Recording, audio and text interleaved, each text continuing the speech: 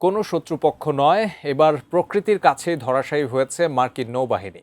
অত্যাধুনিক সরঞ্জাম নিয়ে হরমুজ অভিযানে যাওয়ার পথে বানরের হামলায় মুখে পড়ে মার্কিন নেভি। থাইল্যান্ডের ফুকেটে ঘটে যাওয়া এই ঘটনার বিঘ্নিত হয় তাদের স্বাভাবিক অগ্রযাত্রা। বিস্তারিত জানাচ্ছেন মেহেদী হাসান।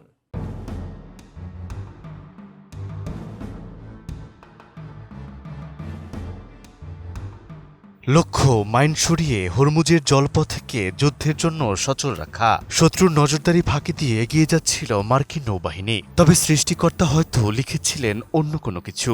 আর ঠিক সেই অভিযানের মাঝপথে থাইল্যান্ডের মাটিতে পা রাখতেই এক ভয়াবহ ভাইরাসের বাহক বানরের আক্রমণের মুখে পড়লেন মার্কিন নেভি। এই ধারাবাহিক অভিযানের মাঝেই থাইল্যান্ডের ফুকেটে অস্থায়ীভাবে অবস্থান নেয় মার্কিন নাবিকরা। আর ঠিক সেই অবস্থানকালে ছুটির সময় একটি এশীয় ম্যাকাক বানরের আক্রমণে আহত হন জাহাজটির এক ইলেকট্রনিক্স টেকনিশিয়ান। বিষয়টি প্রকাশ করে মার্কিন সংবাদমাধ্যম অ্যাক্সিওস, যার মাধ্যমে ঘটনাটি সামনে আসে।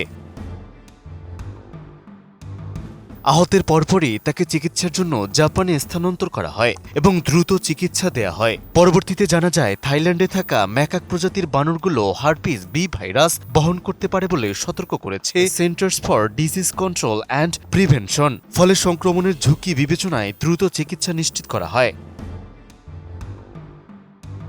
32 ইঞ্চি জেভিকো টিভি এখন মাত্র 15,000 টাকায়, সাথে পাচ্ছেন 3 বছরের প্যানেল ওয়ারেন্টি।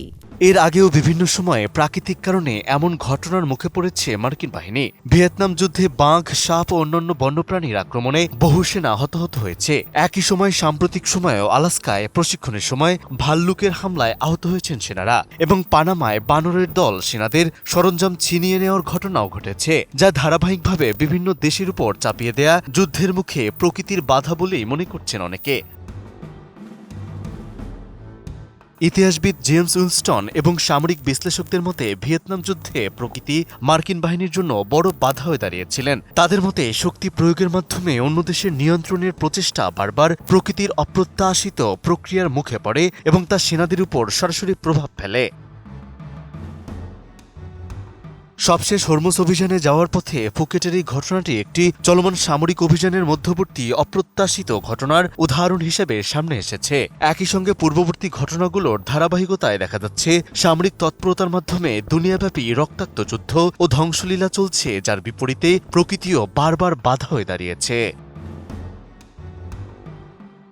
মেহেদী হাসান, এটিএন নিউজ।